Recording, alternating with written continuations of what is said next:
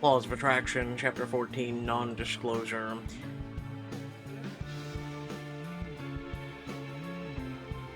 You and Gabe leave Marcus after the press conference and head back to the office, where the associates join you. Gabe nods to the cell phone on his desk. We have a lot to talk about. Bao picks up the phone and begins to scroll through the unlocked files before letting out a low whistle.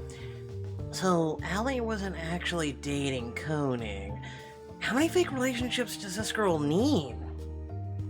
Being a celeb is all about having options. If Marcus was great for publicity, then I'm sure Koenig served a purpose too. But what? She didn't need money or status. They kept the relationship deep under wraps. And to be frank, he is not her type. Whatever her reasons, Allie kept her cards close to her chest. Marcus didn't even know the relationship existed, much less that it was fake. Neither did any of her friends, as far as I know. Martin gestures for Bao to hand over the phone, and an uncharacteristic crease grows in his brow as he reviews it for himself. Oh, probably because she didn't want to put anyone at risk.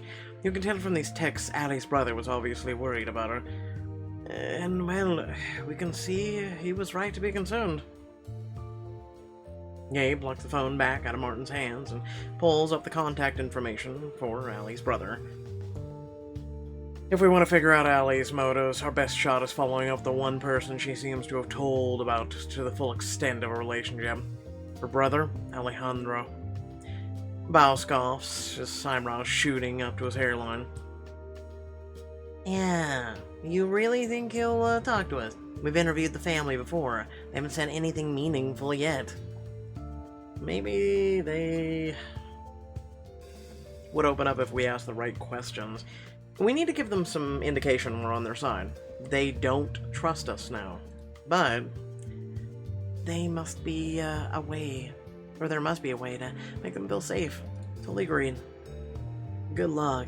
If I knew I was up against Koenig, I'd be keeping my mouth shut tight. Even if it meant your sister's killer would go free, when you want revenge. Maybe, but anyone seeking to get even, you should dig two graves. And after Allie's death, I'm betting they'd rather cut their losses. Either way, right now he's our only viable source of information on Allie's relationship with Koenig. So let's try not to screw this one up. Gabe dials the number from the office line and turns on the speaker for several rings. You all wait without breathing until... Hello? Is this Alejandro Velasquez? We're not talking reporters. I thought that was clear by now. I'm not a reporter, Alejandro. But I was hoping to ask you a few questions. The other end of the line goes dead silent. You all exchange glances. Gabe pushes forward. I'm Gabriel Rishi, a senior partner at McGraw-Byrne. My team and I are defending Marcus Sharp. Good luck with that. But I'm staying far away from that bull. I need to convince him to help us. Maybe if we show our cars. Mr. Velasquez... We think we know who did this. Oh yeah? I thought everyone was saying Marcus was behind it. Yeah, we don't think that's true. In fact, we believe Allie was seeing someone else, and that she talked to you about him. Are we right about that? The line goes silent for a few long beats, and then you hear a sharp intake of breath. You might be. We think the relationship is the key to the case. But we need your help, Alejandro. You're the only one who knows what she was thinking. You all await with bated breath as Alejandro considers this. There's a long silence, and then... Fine, I'll answer your questions, just not on the phone. I can assure you this is a secure line. Not on this phone. If that's important to talk to me, you know where we live. With that, he hangs up. Well, that turned up a big load of nothing. Where does this even leave us? Boarding a flight to Oklahoma. All of you go home, get ready. We'll leave as soon as possible. Early the next morning, the team arrives in Oklahoma and piles into a massive rental car. Gabe sets his GPS for 324 Willow Drive, or 26. And you and the other associates stare out the windows at the passing planes. So, this is Oklahoma. Yeah, it's really boring, isn't it? Can you imagine having this much space? Marnie, is that a tear in your eye? No, maybe. I'd love New York, but this is stunning, really. There's so much sky. Yeah, it's really pretty. Too much sky. I need an eye mask or a skyscraper to block out some of the sun. Yeah, they made these things. They're called sunglasses. What about you, Quinn? Is somewhere like this your future home, sweet home? Honestly, I like a mix of city and country. Sometimes the city can feel claustrophobic. It's exciting, bright, but there's nothing like having an open sky overhead. What about getting food delivery, though? Seems like the fees would be astronomical out here. No, you just don't get the food delivered to you, that's all. Yeah, and didn't think about how abysmal the pizza selection is out here. City living gets a few points in that category. I've always loved the outdoors, but I have to admit the plain states are pretty foreign to me. They're so flat. Said no one about Oklahoma. The better to see the endless tornadoes rolling in. I don't know, there's something beautiful about it, calming, but I'm a forest girl at heart. Gabe chuckles as you pull off at the exit for the Velasquez's ranch. Let's just make sure to keep our opinions to ourselves when we're talking to the family, When you arrive at Allie's family home, you all step out of the car with dropped jaws. The land stretches into the distance. Horses graze lazily along the fence and the house. Okay, I take it back. If this is what a ranch home looks like, I could deal. As long as, well, the internet here handles streaming. I can accept that. If I were you, I wouldn't move in yet.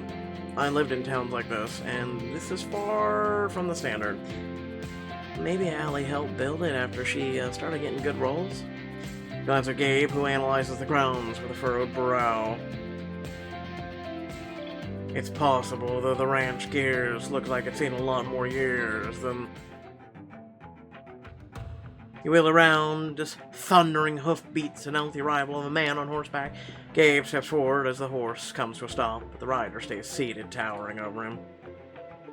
Who the hell are you? You must be Mr. Velasquez. We're the lawyers representing Marcus Sharp. We spoke on the phone.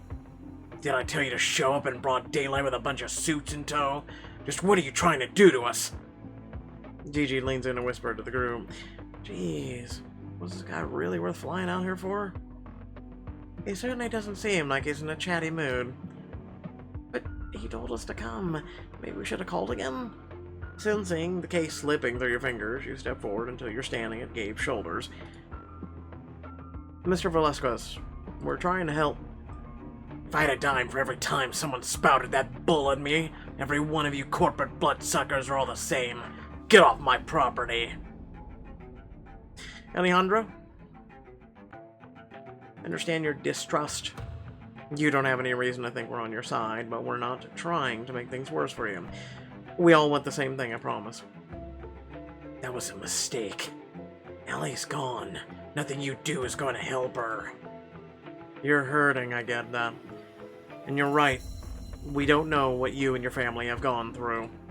But Allie is just one piece of this puzzle. An innocent man is on trial, a guilty man is walking free, and our job is to set that right. You're right that we can't bring your sister back. But we will make sure the right person pays for taking her away from you. Alejandro stares out into the horizon as he considers your words, as if he might find an answer there, and then slowly climbs down off the saddle. I hear what you're saying, but I honestly don't know how I could help. Allie was pretty damn private. Besides, I got work to do. You know, hard ranch work y'all might not be suited to. I wouldn't be so quick to judge. Quinn grew up here in a place not too different from this. Alejandro sizes you up, pursing his lips. I will not make out with you, I'm sorry. Can you ride?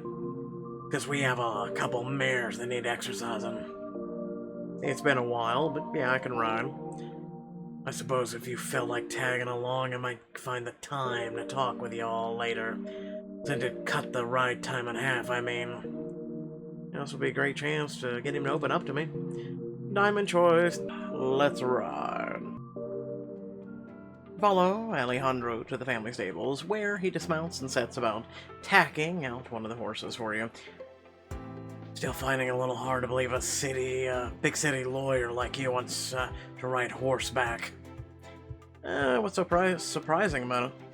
Glances at your work outfit and smirks. Well, for one, you sure as hell aren't dressed for it. You think I can't handle it? I rode everywhere as a kid. Oh yeah, so did I. Preferred it to walking. Who wouldn't prefer riding a horse to walking? That's the dumbest thing I've ever heard.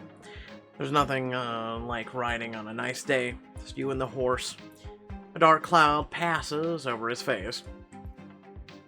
Sure. Look, you get a bit lonely out there with nothing but plains in your thoughts.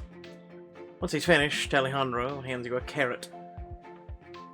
See if you can get her to like you. You reach over and stroke her soft velvet nose. What's her name? Moonfire. Well, I see someone played a druid in World of Warcraft. Moonfire attempts to bite the carrot out of your hand. Oh, she's got a bit of an attitude, huh? Don't worry, she won't actually bite. She's feisty, but she's sweet deep down. She was just, always just like my sister that way. Oh, did Allie spend a lot of time with Moonfire? Oh, for sure. Moonfire was Allie's horse, after all. My dad got her for Allie right after, or before she left. They were inseparable. And you're just, gonna let me ride her?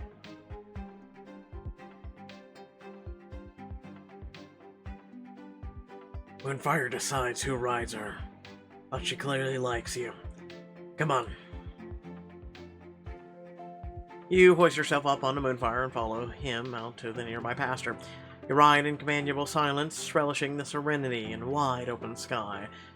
It's stunning on her. Yeah, it's not all bad. It was a good place to grow up, you know? He reaches down to pat his horse's neck affectionately. You got a favorite spot, or does Moonfire? Betting Moonfire's hoping to head to the Wishing Well beyond that hill yonder. Allie always liked to read by it.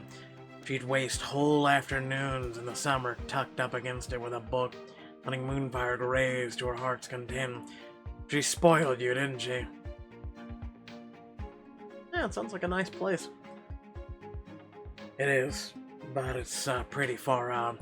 Over to the right, there's an old barn. Don't put animals in there anymore, on account of it being haunted. That's not really why, is it? Well, that's what we tell visitors anyway. Not exactly relevant to the case, but he's clearly starting to open up to me. You reach the crest of the hill. The light trail through the grasses you've been following turns back towards the ranch. Allie and I used to race from here all the time. Easiest way to pawn off our chores on each other. I'd be down for a race.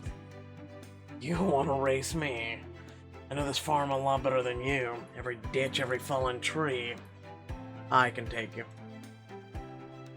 If you say so.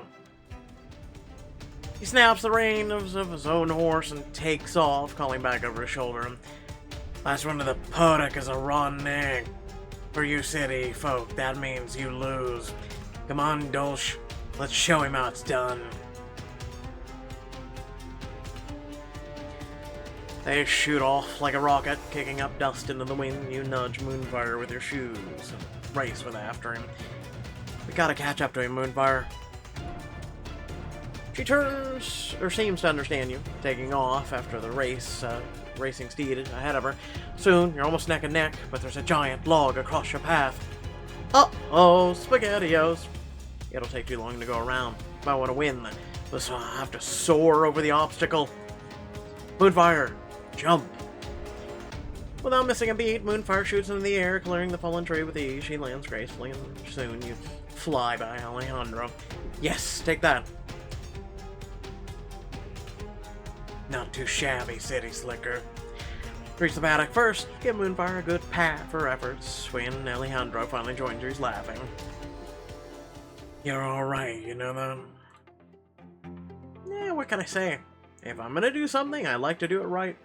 Which is one of the reasons why I've been working so hard on the case. So, though far from the only reason. Laughter fades, but his eyes are still bright. He pats his horse and nods slowly. I hear you. Let's get the horses rubbed down and head back to the house. I'll answer your questions then. Thank you, Alejandro. It means a lot. When you and he make it back to the house, the others leap to their feet. Aislinn leans in to whisper to you. How did it go? Good. I think he'll talk. Alejandro, I hope you know we wouldn't come out here if we didn't feel we had a very good reason to. But say the word and we'll leave. He shakes his head, looking straight at you. Might as well come in out of the heat. We can talk inside. He leads you all into the kitchen. You take in the marble countertops, the farmhouse sink looking out over the fields. This is far from the simple life. He leans back against the countertop, fixing you all with a hard stare.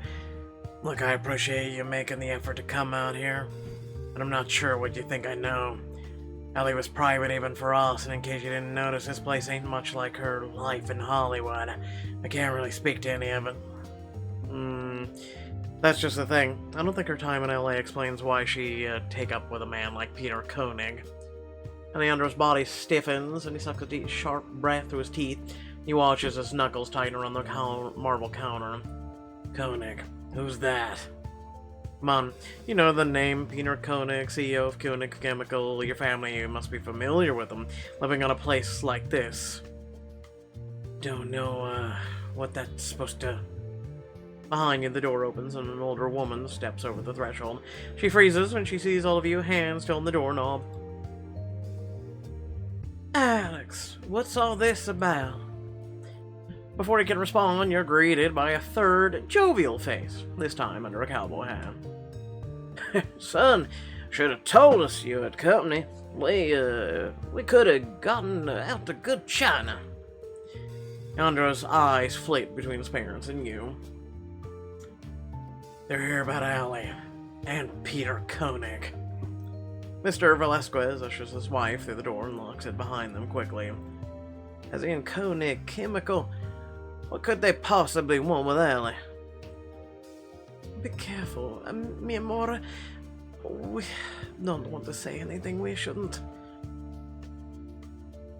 Alejandro sighs heavily, shoulders slumping. When he looks back at his parents, pain is written in every line of his face.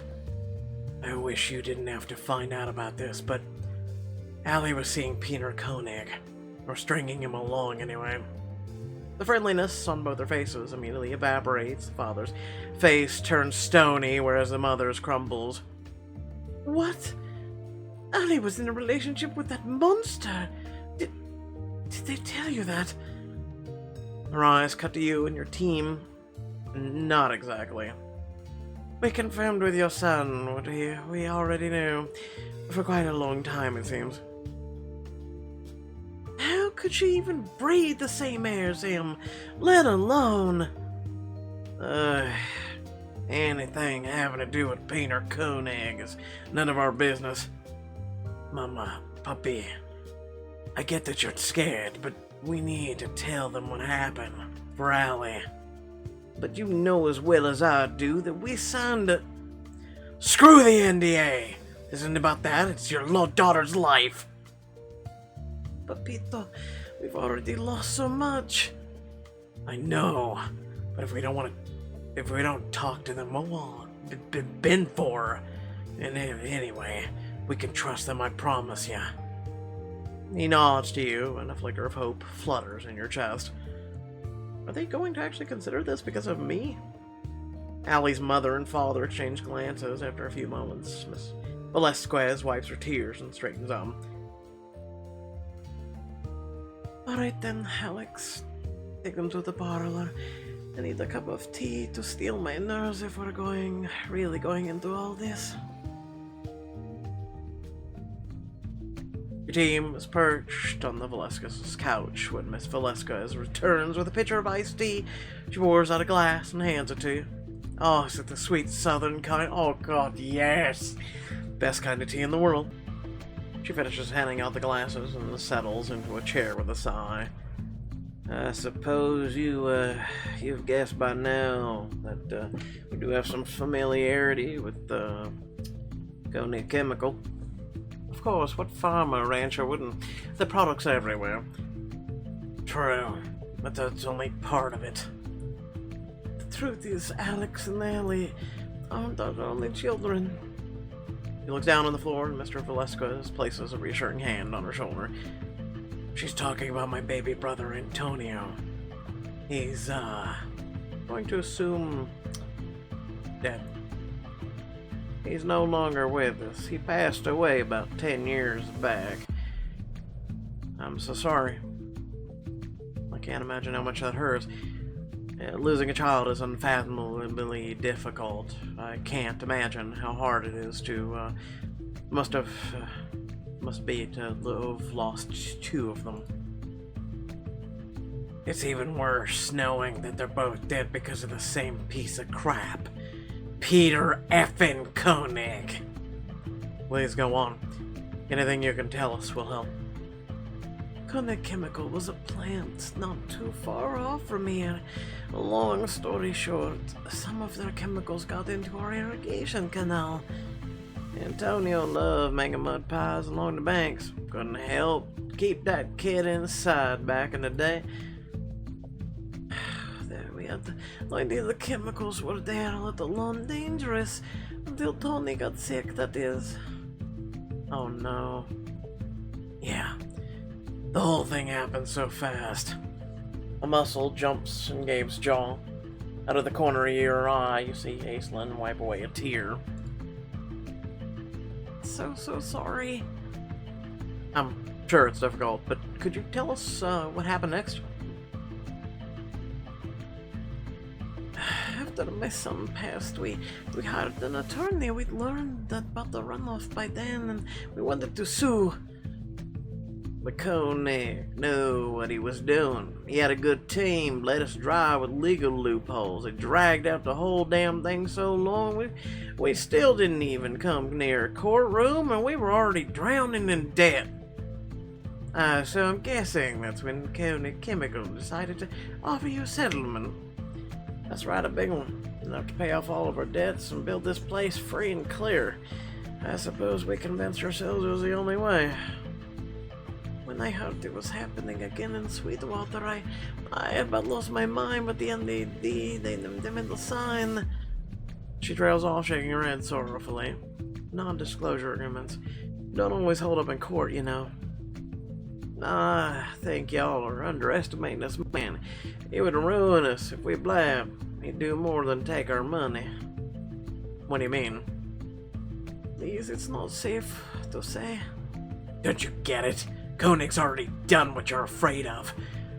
What do we have to lose anymore? Both parents turn to their son, grief and horror fighting on their faces. Finally, Mr. Velasquez gives a quick nod to his wife. She lowers her voice and leans closer. The family next door was involved in our case too. They threatened to go public once the Sweetwater case hit the news. Why didn't they?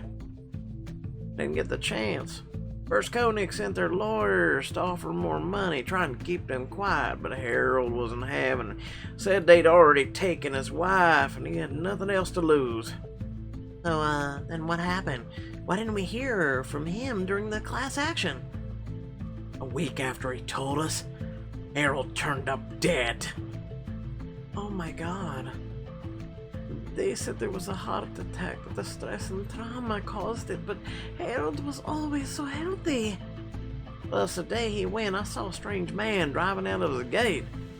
The point is, Koenig is a dangerous man. We don't want to invite him into our lives again. It never ends well.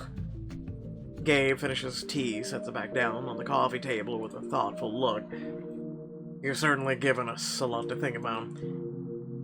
Mr. and Mrs. Velasquez, Alejandro, thank you for opening up to us about this. I promise you, Peter Koenig will get what's coming to him. He might be used to bullying people without his resources, but this time, he picked the wrong fight. Gabe stands, offering his hand to each of the Velasquezes in turn. Thank you for your time. I think we have everything we need for the moment, but we'll keep you updated if more questions crop up. Please know your bravery today may be the thing that allows us to finally bring Allie's killer to justice. I hope you're right. I'll walk you on. You linger on the porch with Alejandro as the others duck into the rental car. Thank you. Really.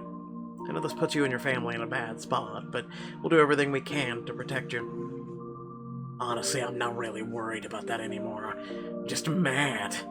Here, take this.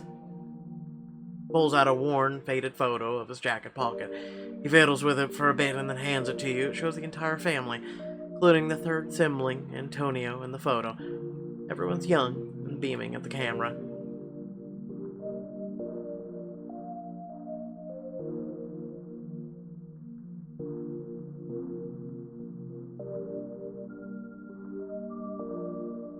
Alejandro, I can't. I want you to have it. As a reminder of everything Koenig took from us. We tried to forget, but Allie sure as hell didn't. With a gentle hand, you slip the photograph into your briefcase. How can I repay you for all the help you've given us? Easy. You get the bastard. He needs to pay for what he's done. For all the light he snuffed out of the world. I promise you. I won't rest until I make that happen. For Antonio, for Allie, and for you. He nods, swallowing hard against the lump in his throat. With a final wave, you follow the others into the car. The next morning. Your team meets in the small conference room to make a new plan of attack. Let's go over what we know one more time. Allie was in a fake relationship with Peter Koenig. It's unclear whether he knew it was fake or not. Her motives seem to be related to her family. Most likely she wanted revenge, since Koenig Chemical is directly responsible for her brother's death. So, we know about the nature of Allie's relationship with Koenig, but we have no proof of it. Just our client's interpretation of Allie's text with her brother, and Marcus's word probably won't count for much on the front. We barely have any proof it was a relationship. Allie was thorough. He's nowhere in her phone. They never appeared in public together either. No tabloid photos, not even a polite handshake at a charity gala. What about the police report at the hotel? That has to count for something, right? It does, but it's circumstantial at best. It's hard to imagine a star of her caliber holding a private meeting in a hotel. Her involvement with environmental causes is well known. Koenig could spin it into him planning a cleanup initiative or something. I have to tell you, we need an airtight case against Koenig for Marcus's sake. I will advise you to all take precautions. Even mentioning Koenig's name in relation to this case carries a certain amount of risk. You mean the way it did for Allie?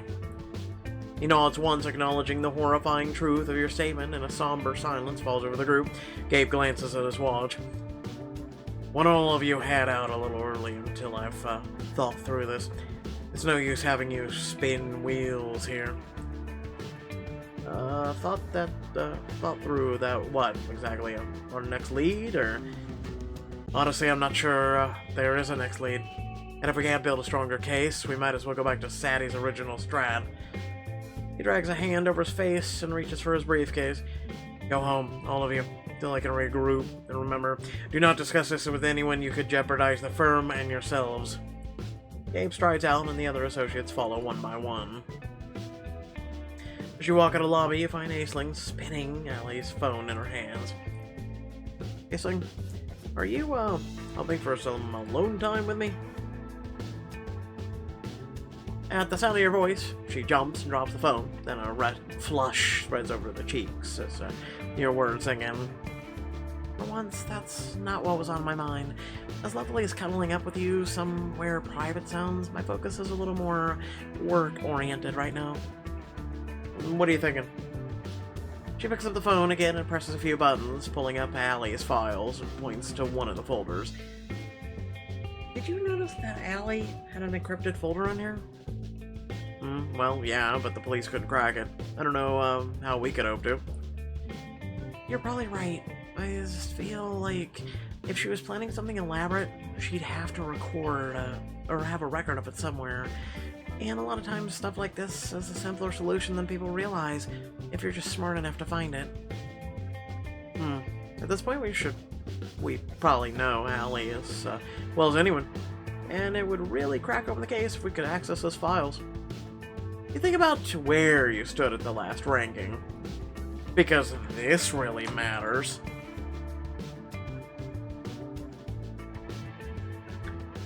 I want to hold on to that top spot no matter what it takes. Hack into her phone, Diamond. Let's do it. I had a feeling you'd be up for it. Here, follow me. I know just the place to go for some focus. Mason leads you to a roof deck at the top of the building. As you step out onto the sprawling view of New York below, it takes your breath away. Great idea. I'd only actually been up to the roof deck once before, but I've been dying to get back here ever since. But how did you get access? I thought this place was just for partners. Let's just say Ellie Byrne hates riding the elevator all those floors down to his office when he can send an associate back and forth for his files. And he's not great at remembering where his extra key cards end up. Oh, is that a creep station? Get in there. The two of you take advantage of the partner's access to elevated cuisine and then sit down in a cozy private corner with your phone between you. So the police couldn't crack it, but we have to. It's possible they gave up quickly to focus on things that seemed more important, and they didn't know Allie very well. What do you think they tried already? Well, if we think about the public image, we know she was a huge humanitarian and revered actress. I'm guessing they already tried names of her charities, words tied to major roles for her. Still, it can't hurt to be thorough. You and Aislinn take turns typing in every combination of Elaine's charities, movies, that you can come up with, but as expected, none of them work. It's probably because it's Antonio. Long shot anyway. Allie was smart. She wouldn't choose something anyone might guess. Let's rehash what we learned in Oklahoma. Allie was big on her family, she liked horses, and she kept all those things very close to her heart. You think the password is, personal? After all, whatever she was doing with Koenig had nothing to do with her public persona, it was personal. Yes, my thoughts exactly. So, what might be personal to her? Something that the average person wouldn't know about. Well, I'm guessing it might have to do with her life on the ranch. Everything leads back to her family, so why not lock up the evidence of it too? I think you're onto something. You attempt a few more passwords, the names of her mother, father, variations of the state of Oklahoma. Apparently you're an idiot. Okay, I'm starting to feel like the phone is 10 haystacks deep, and we're just looking for an extra small needle. Actually, I think we're close. I'm betting whatever the password is, it relates to something that was just hers, and something that would have never shown up in the tabloids. You rack your brain, thinking back to the sunny farm and the fancy porch. Wait, on our ride, Alejandro mentioned how much he loved Moonfire. That was my second guess, but I'll take it. And if her dad just gave it to her, there's a chance it was referenced in any of the background research. I think her password relates to her horse. Moonfire. I mean, I would have gone with brother first, which we didn't try yet, but... Wait, what? When I was riding with Alex, he let me ride her horse, Moonfire. He said that there was nothing she loved more. Yeah, not the passing of her brother or anything. Yeah, okay. It's not something the public knows, right? Plus, Moonfire was a gift from her dad, or a reminder of everything she loved about her family. I think this might be it. Try it. Feverishly, you type in Moonfire, but it's wrong! The folder remains locked. Huh, damn. I really thought that would be it. Try her brother! Maybe there's a number in there. The info in this folder is super important to her. After all, she wouldn't want a flimsy password. Aislinn reaches for one of the evidence binders and flips back to the notes on the Velasquez farm. Moonfire and the number of the ranch's address. I think it was 326. Follow Aislinn's direction and... Moonfire 326. Oh my god. Did it work? Aislinn, you're a genius. Oh, look. Okay, yeah, it was all Aislinn. Screw you too. And look at all those documents. You scroll through the files in the folder and your excitement growing with each swipe. Pictures of them together, pictures of the hotel they stayed at, screenshots of Koenig's commercial business. Allie wasn't playing around. There are images of Koenig's classified Koenig chemical documents there. She even reached out to expert chemists, paid them to independently evaluate the proprietary compounds of Koenig's been using. When this is more than enough to tie Koenig to her, give him motive. You're right, which means we might just be able to win this thing for Marcus.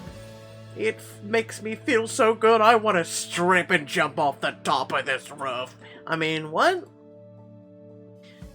That sounds like a pretty fitting celebration to me. Grinning, Aislinn closes the distance between you. Her lips are soft, yielding beneath your own. She sighs gently as you slip your tongue between them. You wrap your arms around her, pulling her close to you as you kiss her more passionately. But eventually, she pulls away. Like every time. It's depressing, really. As much as I love this victory lap, I think we need to spread the love on this find, so to speak. I'm fine with that, as long as I get to keep you all to myself. Oh yeah, that's just for us. Let's tell the others about the find. Giddy with anticipation, you pull up the group chat. We got him. Koenig? Yep, Gwen and I hacked into her phone. Everything is there. Pictures of them, snapshots of the records, the works. He's done. Incredible work, Quinn and Aislinn. I'm heading to the office now.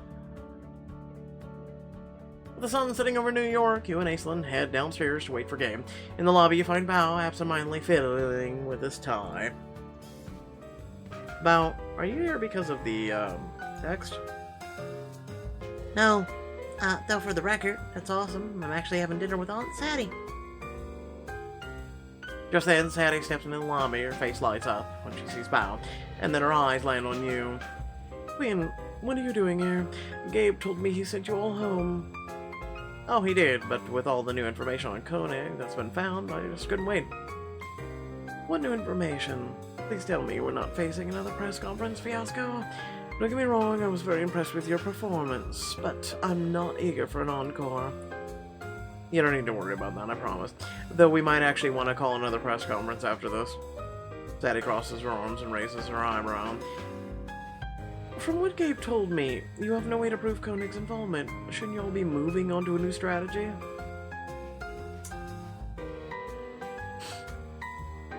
Can't wait to shock you. Actually, Aislinn and I knew Allie must have kept her record somewhere, so we hacked her phone. Everything's there, Sadie. Records of the relationship, documents dating back years. No one will be able to deny Koenig was involved. With everything we found, not only will Marcus be cleared, but I'm betting we'll get Koenig on more than Allie's murder. She blinks in surprise and then nods. That is a big and very big development indeed. Well done. Yeah, well, we're not done yet. I was just heading down to the library to start getting into this official case file. What now? Don't you think that Aunt Sadie, sorry to interrupt, but we're gonna miss our reservation. Oh, right. Quinn, Aislinn, we'll talk in the morning, yes? Aislinn gives her elbow a squeeze as Sadie and Bao step onto the elevator. Let's head to the library. Gabe should be there soon. The two of you are poring over the phone and its contents when Gabe walks in. Show me what you two found. I need to see it to believe it. If this doesn't close the case, I don't know what will. We finally got our smoking gun. You hand over the phone and Gabe instantly starts flipping through the files. Quinn, excellent, this is huge. I can't believe you two pulled this off. You both lean over Gabe's shoulder as he pulls up the NDA with Velasquez's statement, or settlement. It's all here. I'm just kind of reading it. Yep. The NDA details all the little things the Velasquez family is prohibited from mentioning. Looks like a laundry list of everything we were trying to prove in the class action lawsuit. We might be able to prove the company or Koenig himself destroyed the evidence in that case. The test results mentioned in the NDA relate to the same compound that affected the Sweetwater citizens. That means Koenig knowingly poisoned the Sweetwater citizens. The Velasquez NDA must predate the class action suit by years. He knew that compound was dangerous. There should be a document in Koenig class action discovery that outlines when each of the victims came into contact with the chemical. That, plus the NDA, would prove beyond a shadow of a doubt that Koenig knew exactly how risky that chemical was. In that case, I've never been more excited to dig through discovery. While you two get a jump on that, I'll see if I can find something in the wording of this NDA that'll put Velasquez at ease. Gabe hands the phone to Aislinn, and the two of you head to the corner of the library you recognize from the past corporate cases. Alright, let's see if basic plaintiff timeline should be in this one. Gabe reaches for a binder, you hear Aislinn gasp, and then the sound of a chair scraping from the linoleum and footsteps hurrying across the floor behind you. Aislinn, did you find something else? You turn around expecting to see her rushing towards you, wielding a new discovery, but instead you see...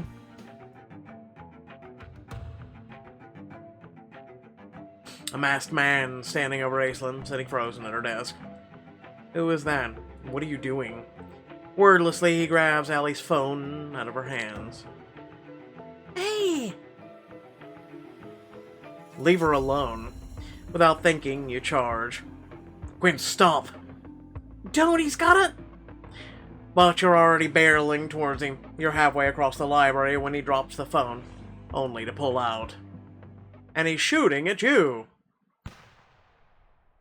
The shot rings out, and you dive to the floor, hands over your ears. Wait, no! When the ringing stops, you see both Gabe and Aislinn. I would just like to stop for a moment and say, holy mother, Pixelberry, how do you screw this up? Whenever you're shot, no one drops to the floor and grabs their ears. Jesus. Gabe and Aislinn rushing towards you, but the masked man is gone, along with Allie's phone. Gwen, are you okay? Did he hit you? You struggle to sit up, fighting against the trembling that seems to have overtaken your entire body. Gabe's arm wraps around your shoulder, supporting you. Aislinn takes your hand in hers. No, I'm not hit, but we lost the phone. All that evidence. I don't care about the goddamn phone, Quinn. I care about you. Gabe's right. You're what matters here. You've always been what matters. You look to Aislinn. There's a pure terror in her eyes. It makes you want to hold her and never let go. Her eyes drop to your lips, and you can't help but think she's feeling the same. Your senses are heightened like never before, given to the passion you've been fighting. To ignore the steamy hookup with Gabe or Allison. Why not both? Oh God, please send help. I need you, Aislinn. I need you. You know, this book was really going well, and then it all took a turn. Also, no one's gonna chase after the guy who literally has evidence and tried to shoot one of us. Okay. You flash a gaze at Aislinn, and she nods subtly, seeming to take your meaning without you having to tell her what you need right now. Gabe, do you mind if I just head up to my office until I can get my head settled? Of course, whatever you need. Aislinn and I will close up here. Just text if you need anything. Get up to your office, hoping against hope that Aislinn will soon follow. A few minutes later, her heels hurry down the hall. She slips through the door, and as she pushes it closed, you notice she's holding a bottle of bourbon and 2 glasses. Where'd you get that? We're not even gonna call the police, apparently. Okay, this book just went from it was going okay to shit. The partners have a stash for major clients. Gabe insisted, and honestly, I'm taking him up on it. I still can't get over the fact that someone shot at you here. It definitely wasn't in the job description. I think you, should pour me a glass of that. Feel free to pour heavy. Yep, I'm gonna need a bit, especially for this book. 2 bourbons coming right up. Aislinn pours the drink and hands it you yours, then takes a large sip of her own. The idea that I could have lost you, that you and I might never... She shakes her head slowly. You know, we can change that. She stares up at you, eyes swimming with worry and relief. You find yourself leaning closer. She moves towards you too, her eyes dropping your lips, and then your lips are on yours. You're surprised at the fervor behind them. The heat of the kiss fills the room, and the only thing her relief is her skin on yours, her hand sliding up your arm. She pushes your legs apart so she can kneel between them, her fingers dancing up your thighs. You spread them further, giving her access to every inch of you, running a hand over her shoulder. She sucks your lower lip between her teeth, biting down gently as her hands grip your thighs, your hips. When you can't take it anymore, you grip onto her, pulling her up so that you can run feverish kisses along her jaw, down her neck until you reach the soft spot where her pulse jumps in her throat. You graze the spot with your teeth, nipping gently. Is this what you want? I want you to tell me what you want. I want to make you feel good. This is what I want. Then tell me how. I want for you to kiss me there. I was hoping you'd say that. Smiling wickedly, she slides back down to her knees between your legs, hands deftly getting your clothes out of the way. Once you're ready, she leans over you, blowing gently on your most sensitive spot. You're teasing me. And you like it. Aislinn licks her lips, spinning over you, taking your length in one hand and stroking her thumb slowly along your underside. She then bends down, surrounding you with her mouth. The first swipe of her tongue along your length sends you reeling, moaning, and gasping. Oh yeah, just like that. Her hand grips your thighs as she works, her head bouncing in and out of view as pleasure blooms through your body, expertly drawing each moan out of your throat. But you're hazy with need, soon the only thought in your head is, let me touch it, please. How can I say no when you ask so nicely? You bend until you can slip your hand between her legs, and her gasp is the most beautiful sound you've ever heard. Her nails dig into your shoulders, and Aislinn pulls you to her, pressing your mouth to her mouth to yours in a languid kiss.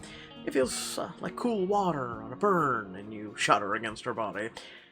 Much as I don't want to stop you, the floor isn't really what I had in mind for a first time. Oh, did you fantasize about something else? There's always your desk, or we could christen the couch. Desk gets closer. She smirks as you hop onto the desk, legs open in the invitation. She steps between them and pushes a hand against your chest, pressing you flat against the desk. So impatient, but then so am I. Grinning down at you, she slowly unzips and unbuttons you, dropping your clothing on the floor piece by piece. The cool office air runs over your bare body and the goosebumps flare along your arms and chest. Much better. Smiling languidly at you, she wraps her small hand around your length. You feel yourself harsh into her, and a ragged breath rips out of your lungs. Oh, someone's excited. Is that all for me? Yes, that and more. Every nerve of your body sings in response to her touch, and you can't help the sounds that rip out of you. Can't remember a time you felt so wild with want. I want you now, please.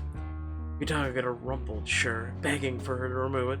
The top button of her shirt rips in the process, and she grins as she slowly pulls off the rest of her clothing. God, you're gorgeous. Run a hand over her naked body, gripping a breast, caressing a thigh. She writhes against you, her usual reservation shattered by your touch. Please, I can't wait anymore, take me. She groans in relief as you finally pull her hips down onto yours as you feel her completely.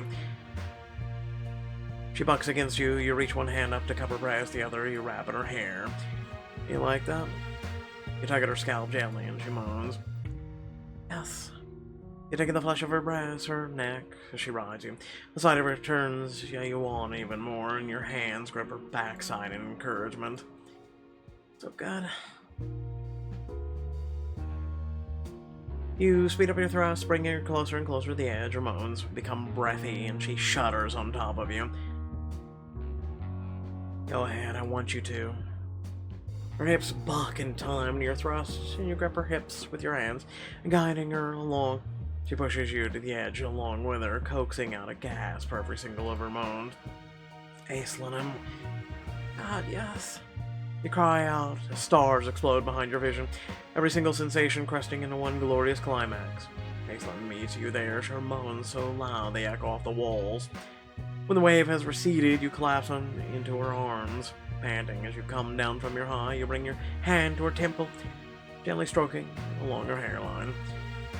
In her embrace, you feel peace, sweaty and deliciously exhausted, but she runs her hand up and down your back, a coy smile on her lips. That good? Yes, actually. I've been thinking about this for longer than you know, but I didn't expect it to happen like this. On that note, we're grabbing dinner first next time. Next time. That's something you want, that is. She takes your face between her hands and gently kisses your brow. Every trace of worry in the world seems to fade away at her touch. I couldn't be happy anywhere else, Gwen. I hope you know that. As you reach for your clothes, your phone begins to buzz. Aislinn's too. What the? Maybe the others want to check on us? I don't think so. It's from Sadie. Take a look. You peer at the phone screen when you see what makes your heart plummet down into your stomach. The security team has informed me of a violent incident at the offices tonight. Considering this new information, McGraw-Byrne is dropping the Marcus Sharp case, effective immediately. Oh no, what will become of Marcus Sharp in your position in McGraw-Byrne? Keep playing to find out. So we didn't inform the police. Randomly after bouncing wowing. Apparently you have security forces that just, they don't come check on you, they don't do anything, just, you know, we've just been made aware of someone literally, you know, with a weapon and, like, literally discharging it in their office. But, you know, hey, like, oh, this was handled so badly. It was getting so good. Let's be real. It was getting so good, and then Pixelberry just went and screwed the pooch. You had something that was going good, and you went and screwed the pooch. Alright, well, without further ado, you know what to do. Remember to like the video, share. Consider sharing the video. Consider sharing this community. It'd be really great to do that. And it really means a lot, and it helps out the content, helps out this channel, and helps out this community. And speaking of this community, would you like to be a part of it? All you have to do is simply hit that subscribe button. That is literally it. And hit the bell if you want notifications of whenever content goes live. But other than that, make sure to subscribe. Become a part of this crew with us, okay? On this voyage through just exponentially large amounts of content. Let me be real. 3,500 plus videos on this channel. Keep that in mind. Thanks again for watching. Catch you all later. Peace out.